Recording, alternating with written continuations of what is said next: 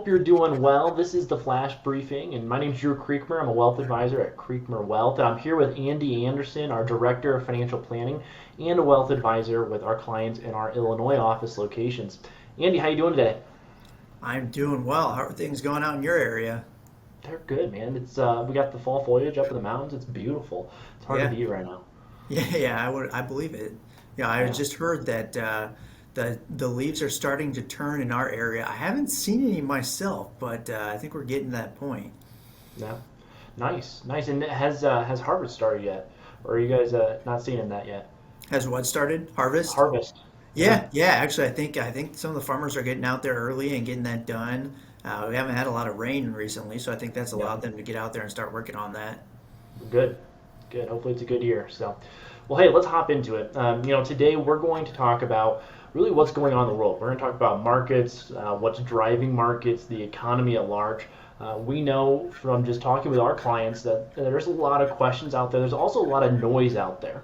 Yeah. And one thing that we've always been very upfront about at Creekmer Wealth is that we're going to help you cut through the noise in a nonpartisan way. We're going to get to the hard brass tacks and help you make the best decisions possible to achieve your big financial goals. And so, just to recap where we're at, the S&P and the Nasdaq are both well into bear market territory. They're down over 20% so far this year. Additionally, the U.S. aggregate bond index is down over 15% on so far this year. If you had a 60-40 portfolio, 60% in stocks, 40% in bonds, this would be the second worst year in history, with the exception of the 1930 or 31 year, which obviously coincided with the Great Depression. And so, from a just market performance standpoint, there's been a very volatile year, and that's due in part largely to what's going on with inflation, with interest rates, and with the world at large. And so, Andy, what, in your opinion, is driving market to this point in time? What are we really tracking that is the key data points that seems to be dictating day-to-day movements in the market? Yeah, so I'd say day to day, I mean, great question, but day to day, I mean, big picture is one thing. Day to day, I think it's a lot of it has to do with what does the market expect the Federal Reserve's next move to be? Yeah, Are they going to try to combat inflation no matter what happens? Are they going to potentially listen to some of the ancillary data points that they have out there and maybe taper or slow or even reverse? So I think the market is just so wrapped up in what's the Federal Reserve going to do in response to the inflation we're seeing right now. And as we have talked about in previous videos, a lot of that inflation is basically a result of what happened during the initial COVID time period where the governments, not only in the U.S. but around the world, shut down portions of the economy, and now we're kind of trying to unwind all that and get back to normal. So it's yeah. been a lot of the aftermath of some of what was going on during COVID that's led to rising prices, and now central banks around the world are trying to kind of catch up with that. And I think the market's really focused on what they're doing. Yeah, definitely. That's definitely what we're seeing. And when inflation's at a 40-year high, we obviously want to bring that down. Andy, can you walk through what the Federal Reserve is actually doing with interest rates and quantitative tightening to try to bring inflation down? It's something that maybe people have heard about, but they don't actually understand the ins and outs of why this is being done. Yeah, so essentially, what the Federal Reserve does is they set the rate that um, basically banks can borrow overnight funds at. Yeah, So if a bank needs additional funds on deposit, they can borrow funds at the Federal Reserve rate. Well, what that does is the Federal Reserve is trying to control supply of money in the economy. So basically, when the Reserve raises interest rates, then a lot of times, maybe indirectly, some of the interest rates in other areas of the economy are going to rise along with it. So you may have seen maybe your savings account rate has been increasing over the previous months, maybe CD rates, but also on rates to loan. Mortgage rates have risen drastically over the last, say, 6 months. Credit card rates are probably higher. yeah, Car loans are higher. So basically, the cost to borrow money is going up. It's getting more expensive to borrow money, which theoretically means there's going to be less demand for money. When there's less demand out there, then that supposedly should bring down inflation right. overall. But So it's been kind of that balancing act of how quickly does the Federal Reserve raise interest rates to try to indirectly impact the demand for money out there right now. Yeah. And we'll include this chart, but this is actually the quickest increase in interest rates in history. So the Federal Reserve is clearly aggressively trying to attack this issue. Maybe a little bit later than what they should have. I think there were signs, I think we all would agree there were signs last fall that inflation was getting out of control and needed to be addressed. But they now are very aggressively going after inflation. Now, Right. Andy, I know you talk to clients all day, every day, just like I do. And it's kind of interesting. We were talking before. I think the question that you've been getting the most is also the question I've been getting the most. And so, can you kind of walk through what that question is and how you're engaging with clients around it? Yeah, and so this is a question, like you said, we've been getting a lot. And to be honest, it's one we get a lot anytime the market's going through Yeah. a time period like this. And that question generally is my portfolio okay? Do I need to reduce risk on my investments? Which makes sense. Anytime someone, myself included, if you're going to open up your account statement every month and you see the balance is going down month after month after month, I think it's only natural to think, hey, am I too aggressive in here? Am I losing too much money? Should I change the level of risk I have in my investments? Right? I mean, Right. it's a natural question. Sure. And the answer from our point of view is almost always going to be the same. The answer is, are we still on track to reach your goals? If we are, has there been a significant material change in that goal plan or the timeline that would then cause us to change the approach in the investments?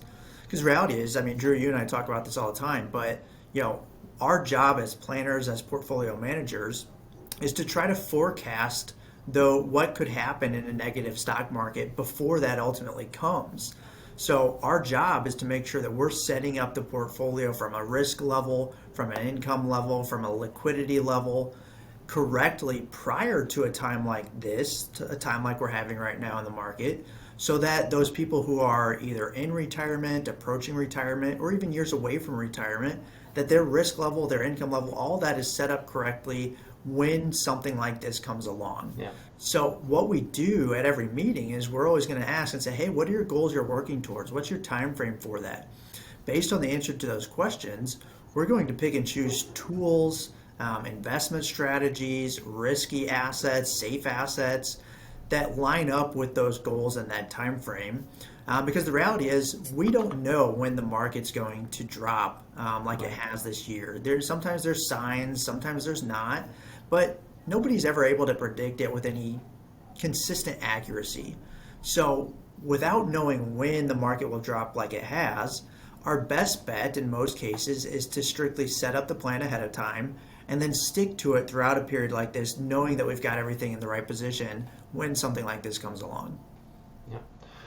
And we always review with our clients. We always have a financial plan built around those goals, like you discussed, and we always review those plans in our meetings. And even during a period like this, when things are really very volatile, we've seen a big down year in the market. I have not seen in our plans that people are going to have to drastically alter that when they can retire, how Yeah. much money they can spend in retirement, because we have planned for that ahead of time. It's good to know that the plans that we've built with our clients are holding up. Yeah. And so, Andy, I'm going to ask you this question. I'm going to give my answer to it right now. My one big piece of advice to someone who's saying, man, my statement, I'm down a lot, I'm concerned. My one piece of advice is you need to know your numbers. You need to know your timeline and your numbers. You need to have a plan. And if you don't, you need someone who can help you design a plan built around those goals that you have, so that even in the midst of all this calamity, that you're going to be on track to achieve those goals. And so Yeah. that's my one piece of advice that I'm giving clients or new prospects that I am talking with. And I'm reminding them, hey, the plan dictates the investments. And until you know the plan, and you know your numbers, you can't make the right investment choices. Right. And so Right. that's my one piece of advice. Andy, I'm going to flip it around. What are the one or two pieces of advice that you would give people to help them continue on the path towards their goals? Yeah, so just in addition to what you said there, I would say my main thing is know what you can control right now and Yeah. implement the absolute best behaviors related to that thing during this time. So whatever it is, if you have extra income every month that you could be setting aside into a retirement account or into an investment account, control what you can control. Let's put those dollars in, buy in at a discount in the stock market, because we can't control the rate of return in the stock market, but we can control our behaviors to say, hey, we've got extra income. Let's be setting this aside to bulk up our accounts, our retirement dollars for down the road when we need them. Or know what you can control. Maybe right now in times of high inflation, like you said, highest in 40 years, is it a matter of trying to find small ways month to month to where we can reduce expenses? Because the reality is, I talk about with my clients all the time about this, and as the financial planning part of our business, it's a lot of times a financial plan is kind of static. It might say, okay, we're going to spend whatever it is, $5,000 a month, and it just kind of assumes that that's a number that we're going to blindly stick to throughout the course of time. But the reality is sometimes markets don't cooperate, and sometimes they don't cooperate for an extended period of time. So yes, we can stick to that number that may have been true 10 years ago and just kind of blindly spend with that number. But the reality is, if we have a time like this, maybe that starts to deplete the portfolio faster than we wanted to. So if we can save, even if it's $100 a month from our expenses, cutting it here and there, then that goes a long way to ensuring that the longevity of that portfolio stays in place. I mean, I just know for myself personally, I can share a little embarrassing fact here, but I've been big on DoorDash. I do DoorDash all the time. I like sitting there. I'm watching the Bears game on Sunday. I just have something delivered to me.